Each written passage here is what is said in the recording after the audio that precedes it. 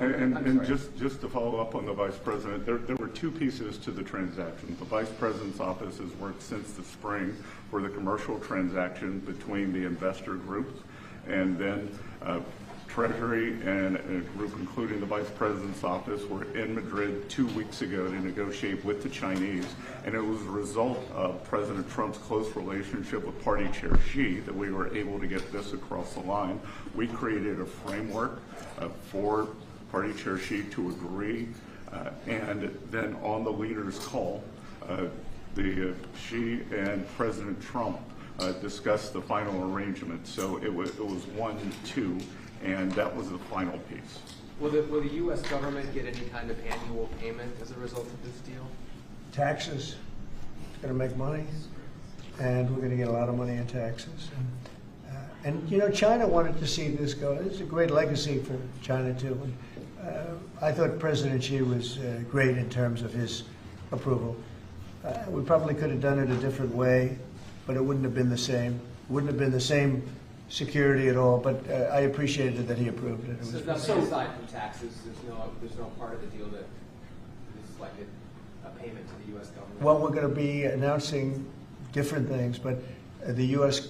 comes out great. And I think China comes out great because they're going to have a very important legacy. And they have many other deals. You know, they have deals with us, and they have deals in here in this country. And, you know, they want to be treated fairly also. So, Mr. President and Mr. Vice President, the U.S. company could change the algorithm to push different content? Is that? The U.S. company will have control over how the algorithm pushes content to users, and that was a very important part of it. We thought it was necessary for the national security element of the law. We also just think it's important to protect American users. Again, we want users to use this platform the way they want to. We want the business to make decisions about content based on the interests of the business and based on the interests of the users, and that's what we think will happen with this new arrangement. And they're paying a lot of money, and I think hopefully it's going to be a great deal. They're very sophisticated people. You'll see a list. Have you seen a list yet of the people? Well, you've been reading about it.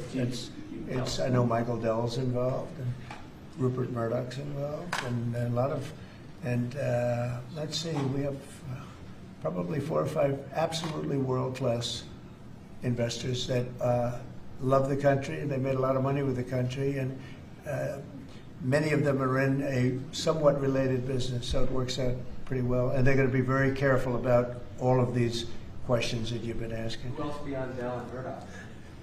Well, it's a blue chip group of investors, and we'll be announcing more about who exactly is involved in the deal in the days to come. Oracle's playing a very big part. That's right, sir. And Oracle really understands this. And I think they're actually, and they've been involved for quite a while running it for the people, the previous people. And so it's really, I think it's going to be very well protected. Very, very prestigious deal, actually.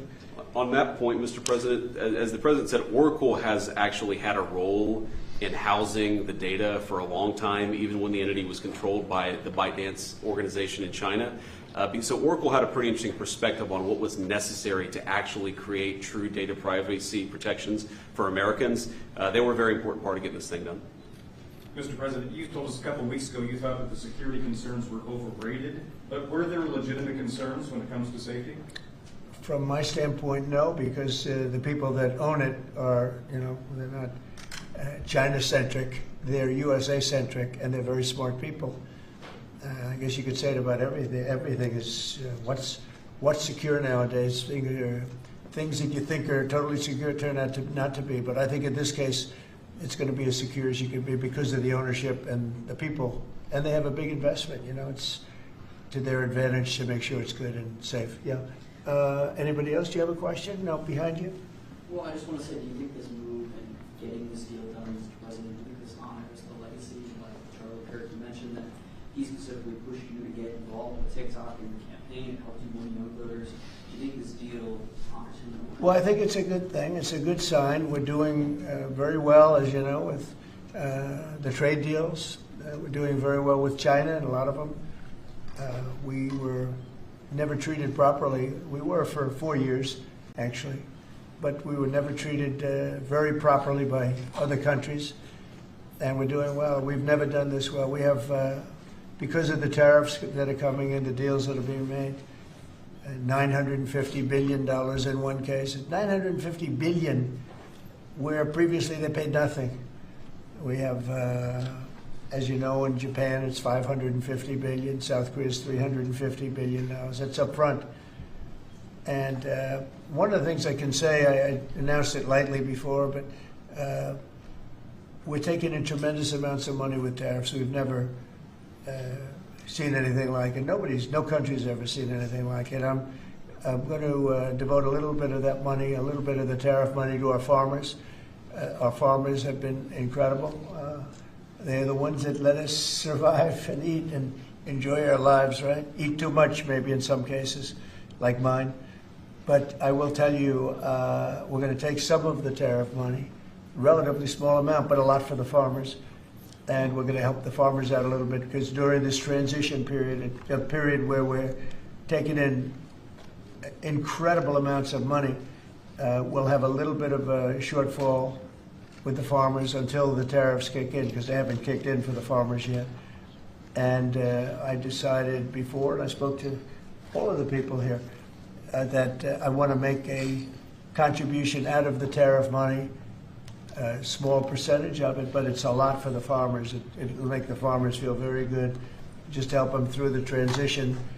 And ultimately, they're going to be making a fortune. They will be one of the top in the whole world in terms of percentage gotten from the tariffs we're taking in. But we have so much coming in; it's a very small thing. But I want to let, in fact, just get the word out to the farmer, because they'll be struggling until the transition is complete. Then after that, they're going to do, I think, better than they've ever done before. Last time I said, get yourself a larger tractor and more land. And that was when they were doing very poorly, and they ended up doing that, and they did very well. That was with the deal we made with China. Unfortunately, Biden forgot about the deal, and he never enforced. I enforced it till the end, and China was very honorable. But when Biden came in, he didn't enforce it. So when you don't enforce a deal, they don't do it. So it's terrible. Biden was very bad to the farmers of our country. So we're going to be doing that. It's an honor to do it, too. Brian, did you have a question? Yeah, I was just going to say, what's your message to the millions of small businesses here in the U.S. that really rely on TikTok to reach their end user, to market their service and their product? Well, thank you for that question, because honestly, we were getting hit up. They use it for virtual advertising, and they pay very little for it and nothing for it. And small businesses have become very successful because of TikTok. And we didn't think of that, when everyone's saying, oh, TikTok and this and that. But over the last 6 months, I was called by so many people saying they're going to go out of business if they can, because they use it virtually as a advertising tool. And without it, they wouldn't have anything. They wouldn't be able to get the word out about their good product or whatever it is they're selling. So it's a very important thing for small business. It's another reason I wanted to do the deal so badly. So let's go to another subject now, if we might, okay? And Will, Mr. Chairman, can I please. ask you about farmers? Yes, go ahead. What does that look like? Is that going to be direct checks to farmers, or is it going to be? Well, we haven't decided that. We'll be dealing with Brooke later, and the Secretary of Agriculture, and we'll figure out how to get money to the farmers. And again, this comes out of the large amount, hundreds of billions of dollars of tariff money that's pouring into the country. The tariffs, remember when I said a long time ago, I said it's the greatest word, it's my favorite word in the world. Then I had to say, I was forced to say other things, and of course rightfully so. Love, family, religion. So I think I put tariff number 5. I was forced because the fake news did a big number on me. It's one of those little, but let's say it's my 5th favorite word, the word tariff. But it's making our country very rich. And when our country is rich, I'm able to help the farmers, and I'm able to help even other countries that are in trouble. But we're able to help people that are in trouble. Medicaid, Medicare, Social Security. It's all a benefit of this tremendous amount. And I hear numbers coming in today, Scott, where the numbers were very high, right? The economic numbers were off the charts, sir. Unfortunately, right? Because this is the only country in the world where you announce great numbers and the stock market goes down. Because when you announce great numbers, they immediately want to take that success away by raising the interest rates. Why can't you announce great numbers and let them lower the interest rate so you can make numbers? This is the only country in the world. I don't know if you heard. Could you just tell them what the number was? And how it was 3.88% growth, the biggest in years. And the important thing is the president says this is going to be non-inflationary growth just like it was in its first term. So strong growth, low inflation, real wage gains, and to the question on small business optimism under President Trump last week hit a multi-year high. So small businesses, Main Street is back under President Trump. But isn't it crazy? So I saw the market was down a little bit today. I mean, in all fairness, I don't feel guilty because we've set every record you can imagine. But it was down, and I say, oh, the numbers must be good. Meaning the growth numbers are phenomenal. And again, this is during, but a little bit of the heavy, the really success and the money pouring into our country through the tariffs. And I just say, why can't we have great numbers and lower the interest rates so we have even greater numbers? So people were saying, oh, the numbers are so good, they're going to have to raise interest rates. That doesn't have to happen. And there's no inflation. We have really, the only thing we have is great success. We're having unbelievable success. So the numbers are much higher than anticipated, except for by me and Scott and some of the other people. And they'll get a lot higher than that, too. But I don't want to, every time we have good numbers, say, let's take all the juice out by raising interest rates. It's so backwards. It's so backwards. Well, Mr. President, they don't appreciate the importance of the third leg of your stool because trade, taxes, and deregulation allows for significant upside growth without inflation. So eventually the people at the Fed will be able to focus on this like Alan Greenspan did in the 90s. You can have strong growth and low inflation, and I think we can get the stock market up, Wall Street, Main Street, both doing well. And we want low interest rates. There's no reason that every time we announce these record numbers, these numbers are way above projections by, all the great geniuses out there. They knew this was going to happen. So they had 71 different people, and only 2 got it right. Me and another gentleman from, I think, my wonderful Wharton School of Finance, actually. So anyway, but I really want you to look at that. Every time we have good numbers, they say this is a good time because they're guarding against inflation that may happen in 2 years from now.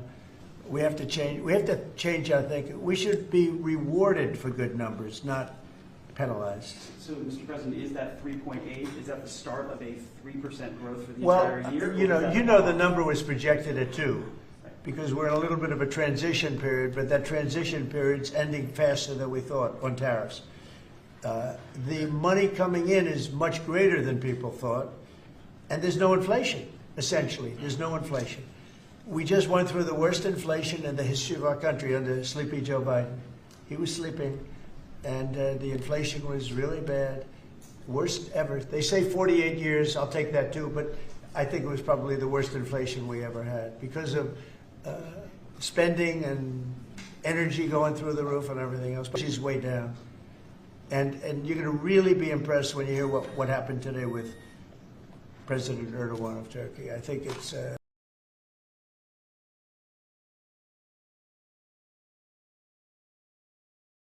great for both countries. I think it's great. We have great relationships with a lot of. I don't think it is, sir. I would think it's no, but isn't it a good story? I mean, we're respected from all over the world as a military force. I rebuilt the military during my first term, even though we gave a chunk of it away to Afghanistan. But we're talking Afghanistan too, by the way, about Bagram and about that. But that's a very small amount compared to what we rebuilt it by. But I rebuilt the military, and we're very respected. We have the strongest military anywhere in the world without question. We have the greatest equipment in the world. We're selling the equipment to other countries. And a lot of generals want to be here, and they want to look at they're also going to be touring equipment sites. They're going to be talking about the newest weapons, et cetera, et cetera. But I think it's great when generals and top people want to come to the United States to be with our now called Secretary of War. Does everybody like the name? I do. You said something really interesting this week about Ukraine, that you thought Ukraine could get back all the territory that Russia had taken. Yeah, they have a shot at it because Russia. What prompted you to change your thoughts on that? Well, because I've been watching the way what Russia's been doing. I'm very dissatisfied with what Russia's doing and what President Putin is doing. I haven't liked it at all. He's killing people for no reason whatsoever. And they are doing very poorly, considering they have put it all out on the line. Their economy is going to hell. They're bombing the hell out of everything, and they're picking up a very little territory, if any. In fact, they're losing some territory. So I think it's been very bad for the reputation of Russia. This war should have been over. If this were our war, we would have had it over in 1 week. And they're getting into fourth year, Jeff. They're getting into the fourth year now. 4 years of fighting, and you see what they've taken. In the last month, they've taken very little, and you've been reporting on all the bombing, all the drones all over the place, 900 drones coming into certain areas like Kiev in one night. And with all of that work, they've taken over very little. So now I'm very disappointed in President Putin. I thought I solved 7 wars. In fact, we have a great leader coming. We have the Prime Minister of Pakistan coming, and the Field Marshal, Pakistan. Field Marshal is a very great guy, and so is the Prime Minister, both. And they're coming, and they may be in this room right now. I don't know, because we're late. And I said maybe they'd like to join they actually may be somewhere in the beautiful Oval Office. Yeah, please, behind you. Did you promise leaders this week that you would not allow Israel to annex the West Bank? Is that something that you I will not allow Israel to annex the West Bank. No, I will not allow it. It's not going to happen. Did you speak with Netanyahu about this directly? Yeah, but I'm not going to allow it. Whether I spoke to him or not, I did. But I'm not allowing Israel to annex the West Bank. There's been enough. It's time to stop now, okay? Yes, please. Jasmine Crockett recently... Jasmine Crockett. Remember when I said, is she a relation to the late, great Davy Crockett? I don't think so. Jasmine Crockett, let me tell you, before you even ask, she's a very low IQ person.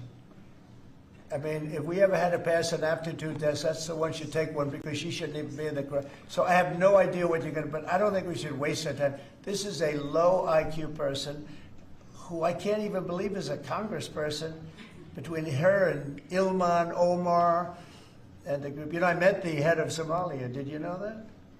And I suggested that maybe he'd like to take her back, and he said, I don't want her. Okay, what else? Go ahead. You want? Let's hear what Crockett said. Go ahead. She compared ICE raids to slave patrol. I want to ask you. To slave? To slave patrol. I want to ask you if you think that there should be consequences for members of Congress who make these types of comparisons or use this type of language. Well, I think she's gone over the line, and I think a lot of the people. Look, the Democrats have become radical left lunatics. They have policies that nobody's going to buy. And, you know, I see what's going on in New York. We're going to have perhaps a communist mayor, because it's split up. You know, if the people would get together and have one candidate, they'd have, I think, a pretty good chance. But it looks like maybe they're not going to do that. But we're going to end up with a communist mayor. It's not even believable, my beautiful New York. When I left New York to become president, it was a great place. But it was the beginning of bad things, because we had de Blasio had just started as mayor, and I said, this guy's this guy's a real nut job. Went to Harvard to teach management. Can you believe it? He went to Harvard to teach city management, along with the mayor of Chicago, who went to Harvard to teach. The two of them are teaching how to manage a city manage it into hell, is what they do. But that was the beginning, and now we're going to go a step further. Now we're going with the communists. Can I be honest? I think it's the greatest thing to ever happen to the Republican Party. I really do. I think if a communist takes over New York City, I think that's a gift to the Republican Party. It's sad for New York, but it's a gift. And New York will recover, because, you know, sometimes you need a shock like that to straighten you out. But it's politically, it's probably a very good thing. Mr. President, immigration, crime, and the World Cup. So that's a lot of you have a number of cities that are pushing back against your immigration deportation move, as well as your crime initiatives. Some of those cities, I don't think they're very much pushing some of those back. cities have World Cup games. Yeah. Seattle, San Francisco. They're going to be very secure. But could those games move if they don't cooperate with your crime? Well, that's an interesting one, I guess. But we're going to make sure they're safe. they're run by radical left lunatics and that don't know what they're doing. Look at Washington, D.C. I just got numbers. There's like no crime in Washington, D.C. You, Jeff, will not be mugged walking down the street. You can walk down the street with your family. You can walk down your street with your wife, your daughter, your son, and you're not going to be. We took out 1,700 career criminals that we're not allowing back. And we have this city in great shape. You know, there was a time when not long ago, when every single week you'd have at least one murder. And look what's happening with Washington. It's safe. I went to dinner in Washington just to prove a point. I gave a press conference in the middle of a street. I wouldn't say Secret Service was thrilled, but I did it, and here I am. Look, Washington, D.C. is such a great example of what can be done. We did it in 12 days. We made it very safe in 12 days, and now it's much safer than that. One other thing, I drove around Washington over the weekend, and I said, look at the difference. The grass looked great. Everything looked great. You know, we had a lot of our National Guard, and we didn't ask them to do it. They did it themselves. They're proud. They're great. And they were picking up paper. They were cleaning. The place looked really beautiful. So we have a great Washington, D.C. We, as you probably know, we're going into Memphis, and we're going into some other cities, and very soon we're going to go into Chicago. It will be safe for the World Cup. If I think it isn't safe, we'll move it into a different city. Absolutely, we'll take the World Cup. If I think it's not, it's actually a very fair question. If I think it's not safe, we're going to move it out of that city. If, like the governor of Illinois, who is, you know, look, last week, between last week and the week before, 11 murders, and 38 people were shot. Then he gets up and he says, this is a very safe, and then he says crime is better. The reason crime is better is because Cash put, about 5 months ago, a whole team of FBI people there to get ready for when we go in, and they've lowered it a little bit, you know, like 20, 25%, which isn't good enough, but it's a good start. But that was only put there because they're preparing for us to go in. And they've done, by the way, they've done a good job. So then Pritzker gets up, we've lowered crime 25. It's because the FBI was there. So, no, if any city we think is going to be even a little bit dangerous for the World Cup or for the Olympics, you know, where they have Olympic overthrow, right? But for the World Cup in particular, because they're playing in so many cities, we won't allow it to go to, we'll move it around a little bit. But I hope that's not going to happen, yeah. I mean, Mr. President, Director Patel this morning indicated that the shooter in Dallas had been using an app to track ICE. Does your administration have any plans to take down those apps or get them removed? Or any well, I can't tell you about that, but it tells you when they want to wear masks or they want to hide a little bit, why that's so important. But these are great patriots, the ICE, and what a tough job they have. What an unbelievably tough job they have. And think of it, what are they doing? They're taking hardcore criminals out of our country and putting them back. These were largely criminals that were given to us by Joe Biden and his group of radical maniacs that surrounded this desk, just like these people surround the desk now, but they're not maniacs, they're pretty solid people. Thank you, sir. I'm glad I prefaced. But they're great. We have a great cabinet. We have great people. And he didn't have great people. He had terrible people. Look at Afghanistan. Look at the people he had running our military. That could happen. The most embarrassing day in the history of our country was Afghanistan. And 13 young people died. They don't ever talk about the 38 that were horribly wounded with legs and arms and everything else, really horribly wounded. So the country's respected like it's probably almost never been respected before. I think we're respected at a level, and a year ago it was a dead country. We had a dead country a year ago. This country was dying. It was really in bad shape. Let's talk about the next subject, can we? One of the most powerful deterrents we have to violent crime is the death penalty. As you said, your administration has taken bold, decisive steps to ensure that Washington, D.C. is once again a safe and secure city for its residents and all who visit.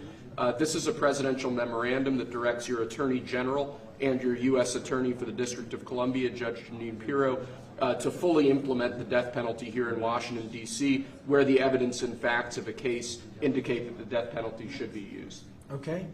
Everybody understand? Death penalty in Washington. You kill somebody, or if you kill a police officer, law enforcement officer, death penalty. And hopefully there won't be that. So again, it's way down. I mean, we have had week after week after week where we haven't had a murder. I said that the other day in front of the president of Poland. The press was here, and I said, ladies and gentlemen, I'd like to announce that Washington, D.C. has not had a death in 4 weeks, a murder. And he looked at me and goes, is that good or bad? You know, he said, what kind of a place is this? But it's true for years. I mean, every week, essentially, somebody got killed or more than one. And this is a very safe city right now. We don't play games. And, you know, it's interesting. We took these careers out, career criminals. They call them careers. They left the word criminal out. But we took the careers out of here. And they're now brought back to their homes, or they're in jail, or they're in a jail in another country. And hopefully they're not coming back. And we have to maintain it. You can't just leave, and we have to maintain it. We've gotten along fairly well with the mayor. You know, she's getting a party that hates that the city's becoming safe. I mean, they're actually criticizing her because the city's becoming safe. But this is becoming this is right now a very, very safe city. This went from the most unsafe city in the country to the safest city in the country. There's no city any safer. That's a pretty big achievement. And we really did it in 12 days. But if you add an extra week to it, that'd be nice. And I mean, you can go out to dinner. Restaurants are booming. You know, the restaurants were dead. They were dead. Even if you got to the restaurant, then somebody would come in and hold you up. You know, they'd hold up the whole restaurant. They go to Uber. Young ladies in the White House, they'd call Uber for protection. They'd run to the car because they were petrified to be from the entrance of their building to the car. Now they feel safe. They're in the car, and then the car gets hijacked while they're in the back of the car. This is what we were living in. We were living in hell. People that work in the White House, every time they see me, young women in particular, say, thank you, sir. And I don't even ask them about what. I know exactly. I made their lives. Now they're living in a beautiful, glamorous place called Washington, D.C. with no crime, and that's the way it should be. Okay? This is the death penalty for somebody that kills people in Washington, D.C. I think it's capital. It's a very interesting capital punishment, capital city. Right? It's capital. But this is our capital city. We can't allow that to happen. People come in from Iowa to look at the Lincoln Memorial and they end up getting killed. It doesn't happen anymore. It's not going to happen. And if it does happen, it's the death penalty for the person that did it. And this goes into effect. Yes, sir. Right? Pam, is that right? Could you speak a little bit about that? Yes, sir. Not only are we seeking it in Washington, D.C., but all over the country again. And as you saw very recently, we are now moving the inmates who were on death row, who Joe Biden or the auto pen commuted their sentences off of death row. We're moving them to supermax facilities where they will be treated like they're on death row for the rest of their lives, President Trump. Okay, that's a big statement. Thank you very much. Okay. I see some of you shaking your heads very positively. Thank you, Brian. Thank you, fellas. You said on the campaign trail that it said it. Yeah. The death penalty if anybody, an illegal, killed a U.S. citizen That's or a right. police officer. So this just reinforces your campaign promise. That's right. And most people really like it. And Washington, again, it's going to serve as a beacon because you have to do it. These are bad people. When you look at that guy, the guy that killed the young lady in the train in North Carolina, that he'll be in trial for years and years, years. He'll get a good lawyer somewhere along the line. Somebody will come along, and what he did to that young lady, and she went into that train scared. You know, when she went in, the way she sat down, she was scared to just be there. She just wanted to not pay any attention to anybody, just not be noticed. And she had her throat slit. We don't want that in this country anymore. We're not going to have it in this country anymore. Thank you very much. Next. Lastly, sir, this is a presidential memorandum on countering domestic terrorism and organized political violence.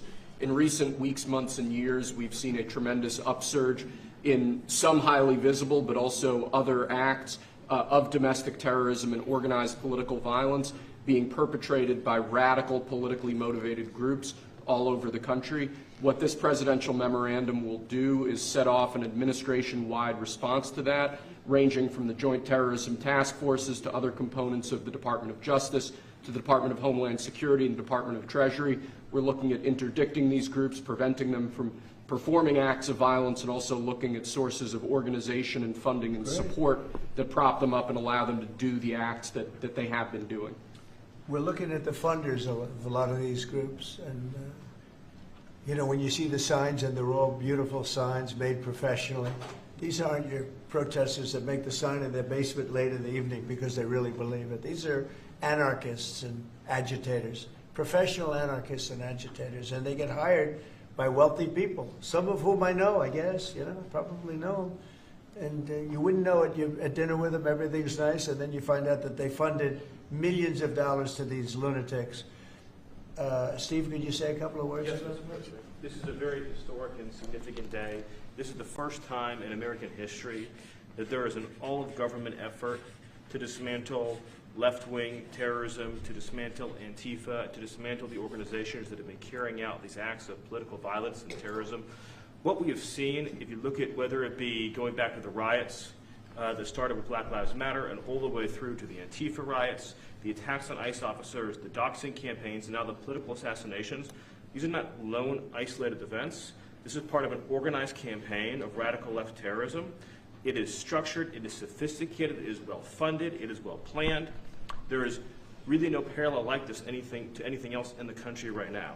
There is an entire system of feeder organizations that provide money, resources, weapons, and when they're attacking ICE officers, they're attacking federal buildings, or they're isolating public officials for harassment, doxing, intimidation, and ultimately attempted assassination. It is all carefully planned, executed, and thought through. It is terrorism on our soil. Because of this executive order, Cash and Pam are going to have the tools they need, working with Scott, to take these organizations apart piece by piece. And the central hub of that effort is going to be the Joint Terrorism Task Force, or JTTF, which sits inside the Federal Bureau of Investigation. But for those at home who are worried about terrorism in this country, they need to understand, because of President Trump's strength, because of his vision, because of his leadership, we are now going to use the entire force of the federal government to uproot these organizations root and branch. And again, that's only possible because of President Trump and his leadership. Thank you, Steve. Cash, please. Yes, as Steve was saying, Mr. President, thanks to your leadership, crime is going downward in a tremendous fashion, and that's what we want for every city in America. And the FBI's premier flagship enterprise, the Joint Terrorism Task Force, are honored to lead this initiative with our partners at Treasury and Homeland Security, because our citizens are being attacked by, as Stephen said, organized violence, and is being paid for, not by them, by other people. So what we are going to do, combining forces as Scott and I have done in these last few months, is follow the money. People and organizations have collected funds and put them out into the streets of America and organized violence across our country. And thanks to your recognition of this and this executive order and the AG's leadership to lead out and prosecute these individuals, we are properly going to chase them down like the domestic terrorists that they are, and our streets and our communities are going to be safer because the JTTF and the FBI and Treasury and DHS and DOJ are going to combine forces like never before to root out this new evil that is perpetrating our criminal activities across our societies. And we are just so thankful for your leadership and recognition of it. It's not easy to do. Good job. Thank you very much. Who Pam? specifically do you want to target? What? Besides Antifa, is there a specific group or person you're targeting in this? Any organized group.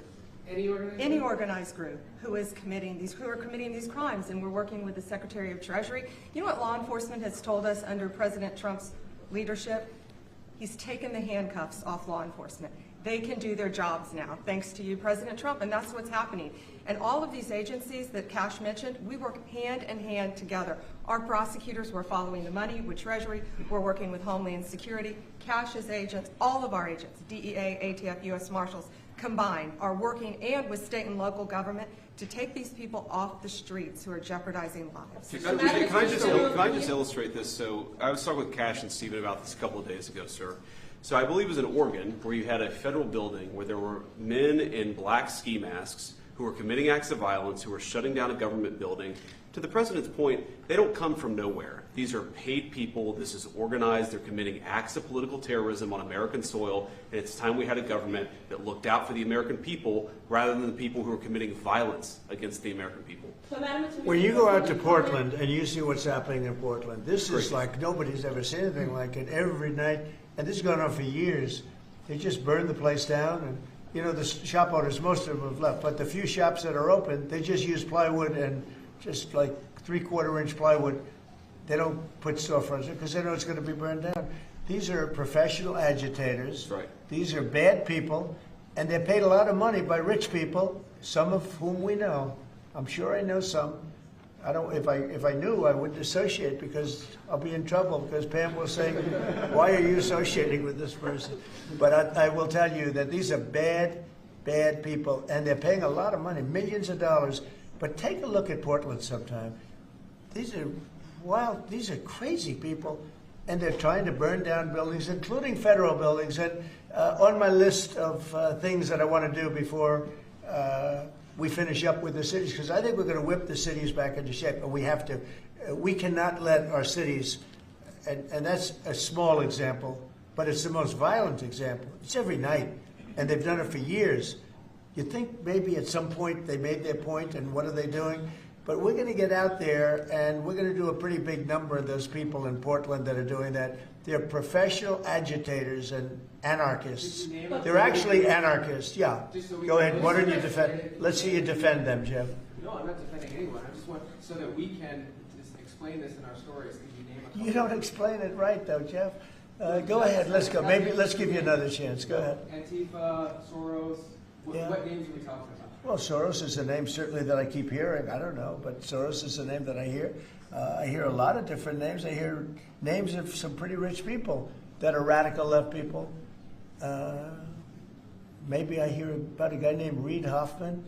Somebody's a pretty rich guy, I guess, and I hear about him. I don't know. Maybe could be him. Could be a lot of people.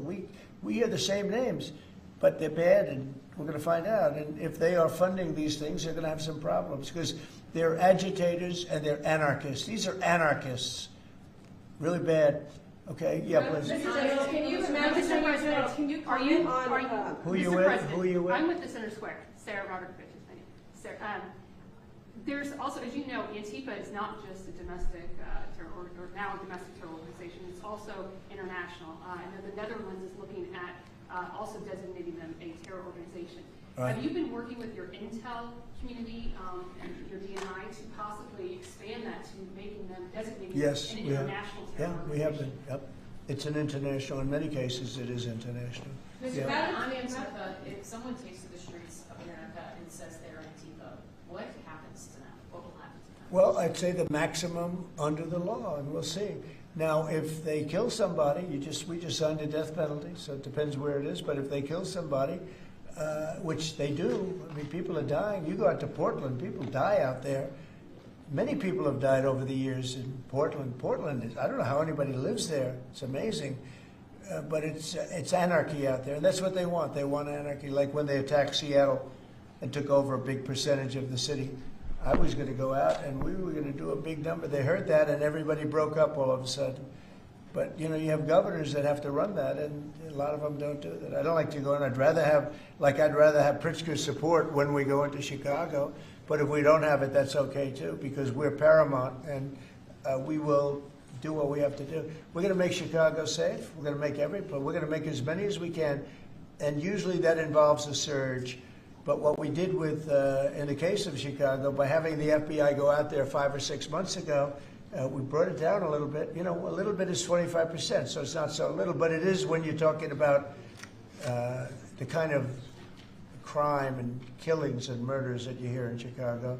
But we're going to get it. Chicago's a great city. As the Union Pacific said, the head of the Union Pacific, who's a great guy, started off as a low-rung guy. He said he started in a caboose, and now he's the chairman of the Union Pacific. But he's a great guy. But he said, "Sir, don't lose Chicago."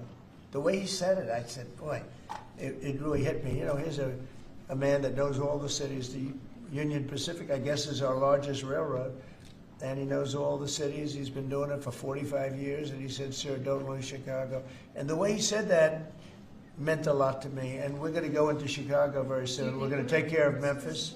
We're going to take care of Memphis. You can't walk a block without getting shot. We're going to take care of that one, and just like we did Washington, D.C., and we're gonna do Chicago very soon. Yeah. Mr. President, we heard there could be an indictment on James Comey. Do you know if there is an indictment, or Madam Attorney? I don't know. I know it's going on because I read the papers just like you do, right? So I don't know. Do you have anything to say about that? We can't comment on that. Yeah. Madam Attorney General, can you comment on a New York Times report saying that Justice Department officials have asked attorneys to target a George Soros-funded group? And is this executive order that you just signed a part of that effort? I'm not going to comment on whether there is or is not a pending investigation, but everything's on the table right now. I don't think anybody has to ask, because if you look at Soros, he's at the top of every. In fact, sometimes I say, could he be involved in this many things? But he's in every story that I read. Stories that I read keep talking about Soros, and so I guess he'd be a likely candidate. Thank you very much, everybody. Thank you, guys. Thank you very much. Thank you for that, President. Thank you. Yep.